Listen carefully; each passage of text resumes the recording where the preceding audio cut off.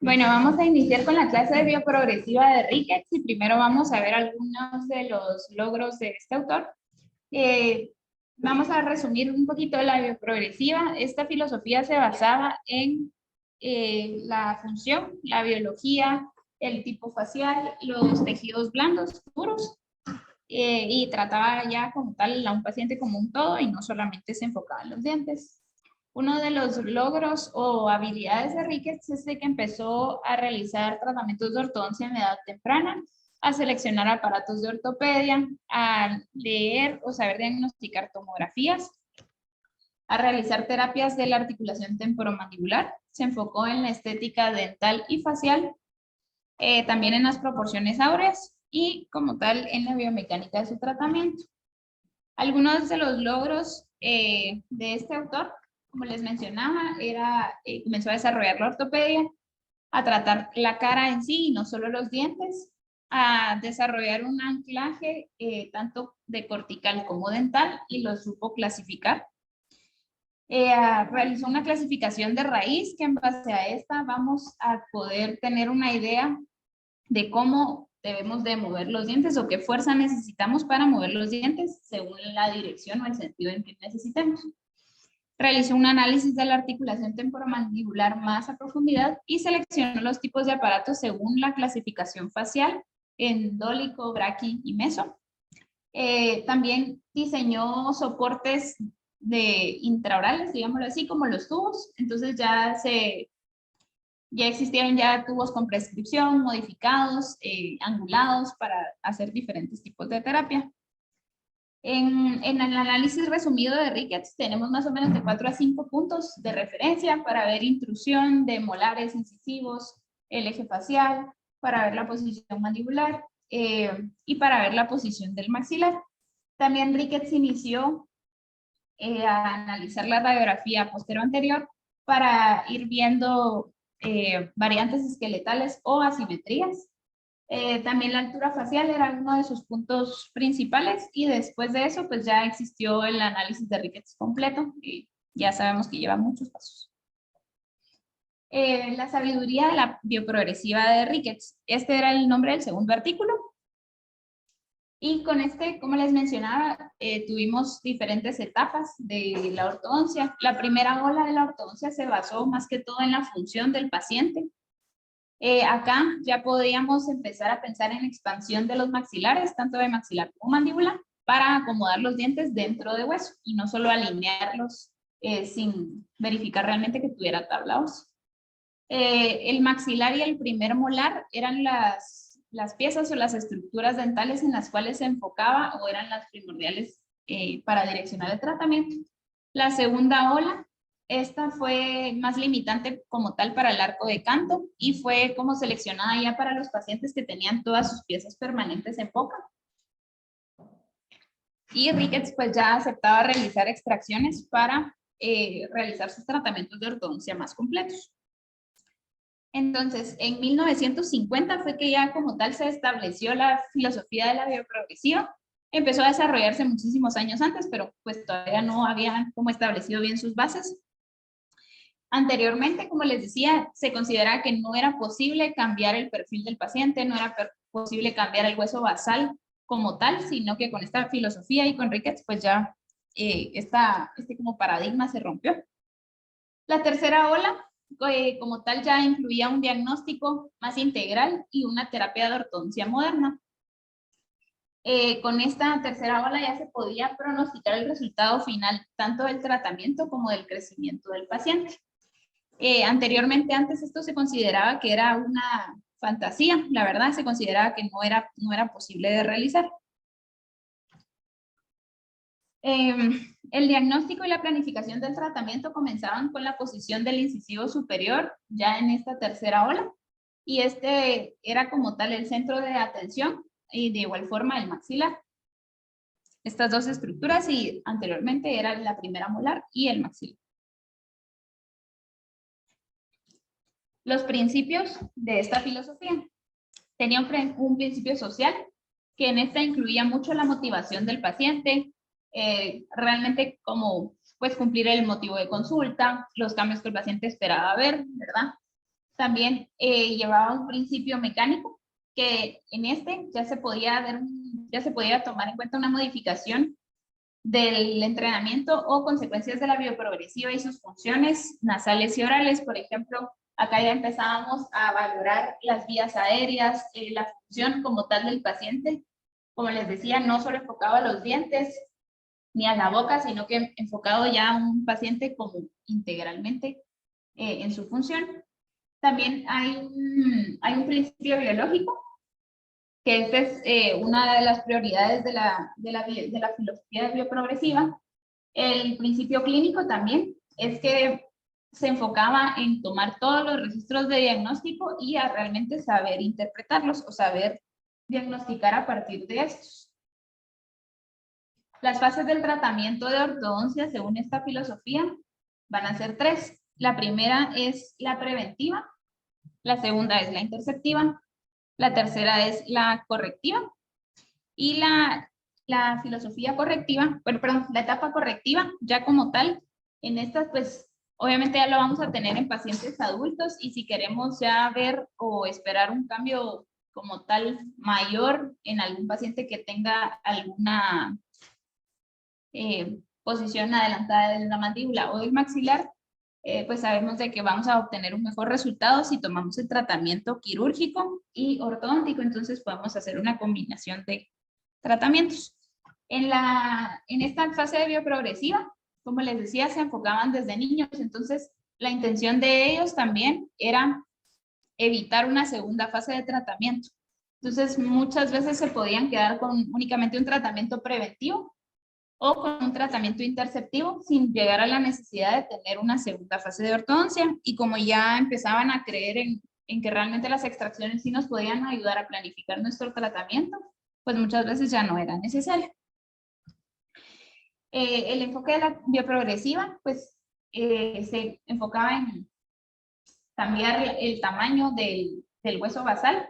Entonces ya empezamos a creer en la expansión como tal de los maxilares. Esta era una de sus prioridades, la expansión del maxilar y la corrección de la mordida profunda. Entonces, una vez aumentando la longitud o el ancho del arco y teniendo suficiente aumento de la dimensión vertical, pues ellos creían de que de esa forma íbamos a cambiar totalmente el enfoque del tratamiento y lo íbamos a hacer más práctico y más corto. El diagnóstico es el proceso de la resolución y la determinación de tratamiento. Entonces, como tal, primero que nada vamos a necesitar ubicar como tal la posición horizontal del maxilar. Entonces, esos también eran uno de los puntos de los cuales el trazado de Ricketts ubicaba el maxilar en su posición antero-posterior. En base a él nos podemos empezar a basar para realizar un diagnóstico. En pacientes jóvenes podemos hacer una reposición de la mandíbula o una redirección del crecimiento. Como decía la doctora, no vamos a parar el crecimiento como tal de la estructura, pero sí podemos reposicionar o redireccionar el crecimiento de ella. ¿Se recuerdan que había mencionado que Ricketts había hecho una clasificación de la raíz? Esto nos va a servir o nos puede ser útil para, digamos, en esta primera clasificación, Ricketts puso estos números o esta cantidad que son gramos, que supuestamente esta cantidad de gramos de fuerza necesitamos para mover un diente en sentido mesiodistal. Luego, Ricketts ya tomó en cuenta el número de las raíces y este número de raíces nos va a servir para saber qué fuerza necesitamos, que está aquí arriba y aquí abajo, para mover los dientes en sentido bucolingual y la forma como tal de la raíz, por eso es de que Ricketts ya se empezó a basar en la tomografía. Nos va a servir para tener movimientos de intrusión o extrusión y este sería el tipo de gramos de fuerza que necesitamos para realizar esos movimientos. También la filosofía bioprogresiva respeta mucho o cree mucho en la dependencia de la ortodoncia del ligamento periodontal. Y sabemos que gracias a él vamos a obtener movimientos en nuestro tratamiento. En la filosofía de la bioprogresiva vamos a tener una fase de inicio, que en esta vamos a tener una concientización. Más que todo esto se basaba como en realmente qué esperaba el paciente y qué esperábamos nosotros del tratamiento. Tratamiento precoz decía, pero realmente podría ser un tratamiento preventivo o interceptivo. También vamos a tener una corrección intraarco, lo que les mencionaba de la expansión del maxilar o corrección de mordida profunda. Luego vamos a continuar con la corrección de las arcadas como tal, entonces ahí ya podríamos entrar en una fase como de alineación, por así decirlo, o de coordinación de arcadas. Luego ya en la fase de consolidación vamos a obtener alineaciones, integraciones como tal de las piezas dentales, corrección de torsiones. Ahí podría entrar la fase del BTO, que es la idealización y la coordinación como tal del tratamiento. La finalización va a consistir más que todo en la retención. Evitaba hacer un sobretratamiento, pero también como que la fase de detallamiento final ellos lo tomaban como un sobretratamiento, entonces ahí va incluido. Esto es como las fases o las características de la bioprogresiva. Ahora, con el arco recto, únicamente vamos a consistir en dos fases, que va a ser la consolidación, que como tal se va a saltar toda esta como diagnóstico, el tratamiento previo, la ortopedia, la corrección como tal de las arcadas o el cambio de longitud o ancho, sino que ya se va directo a alineación de dientes como tal, a ver como expectativas del tratamiento y a la finalización del tratamiento. Entonces, estas son las diferencias de tratar a un paciente con arco recto y una filosofía de bioprogresiva. Ahora, el objetivo de tratamiento visual, que es el BTO. En este como tal se centraba en tomar todos los registros de diagnóstico y utilizarlos, ¿verdad? O sea, tomar modelos de estudio, fotos, radiografías. Se centraba también en la profundidad del arco. Acá yo entendí que era como la curva de Spee, pero él lo tomaba desde el incisivo hasta el último molar. Y otra cosa que le servía mucho para analizar era la distancia intercanina, interpremolar y la distancia de intermolar. Entonces, en base a eso también realizaba su diagnóstico. En la radiografía anteroposterior se basaba en la posición de la cavidad nasal y del ángulo gonial según la edad, ¿verdad?, del paciente. Acá no hacía diferencia en el sexo, pero estas dos estructuras eran como las principales para empezar a hacer uno de los análisis para el BTO. Y entonces ahí va como más o menos la tabla del rango de crecimiento y el cambio de dimensiones que debería de tener.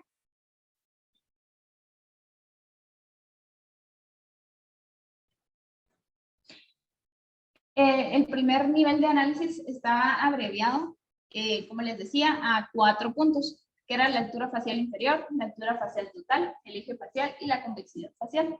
Con estos 4 puntos, Ricketts empezaba a hacer como un diagnóstico rápido de sus pacientes. No porque fuera rápido no fuera útil, sino que eran como lo básico.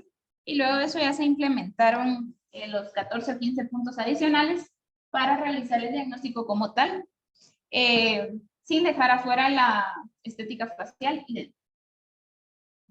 El BTO también nos mejoró el conocimiento acerca del arco de crecimiento de la mandíbula. Entonces, como podemos ver acá, digámoslo así,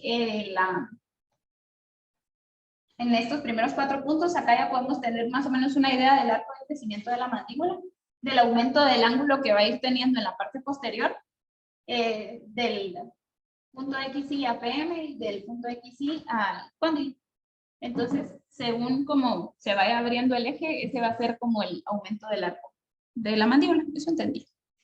Sí, es de crecimiento y es de la proyección de cómo va a quedar. Porque no falta de... Bueno, entonces, gracias a esta técnica de bioprogresiva, vamos a enfocarnos, como les decía, primero en la función, en la ortopedia. Vamos a tener un control vertical de la mandíbula. Empezó también a tener un uso de tracción cervical, como lo que nos estaba explicando la doctora. También la protracción facial, que empezó a creer también en los aparatos de protracción maxilar. También se pudo controlar por segmentos lo que también veíamos en el corte, ¿verdad? Que podíamos utilizar un arco segmentado para empezar a traccionar los caninos.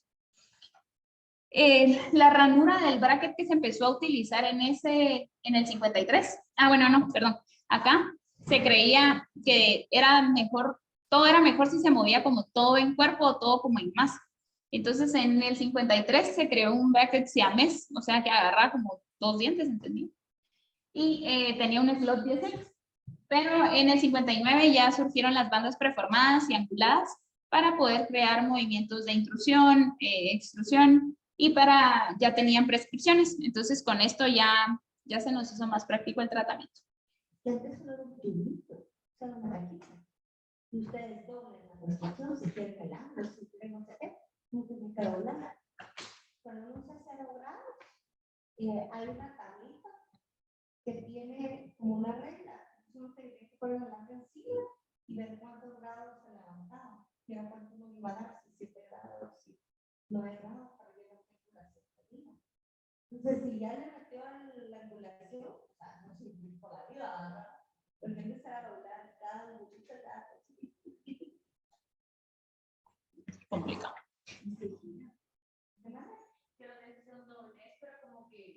Como la lámina con el mismo doblez es como protegida para el otro lado. Hay una pinza para individual. Sí, que son 2. Sí. Son 2 para que se sostenga. Porque cuando le haces una aquí y después la otra acá y después la otra acá, te queda como así. No. Como mis dobleces. No se sostenga.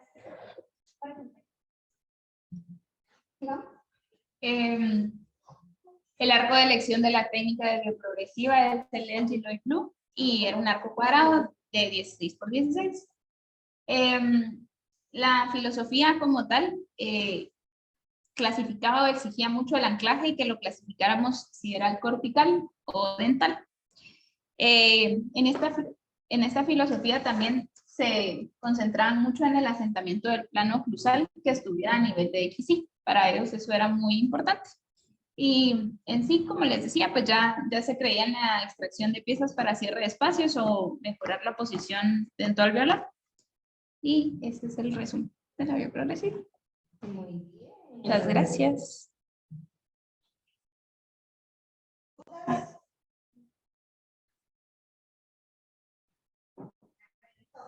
es la parte de mención?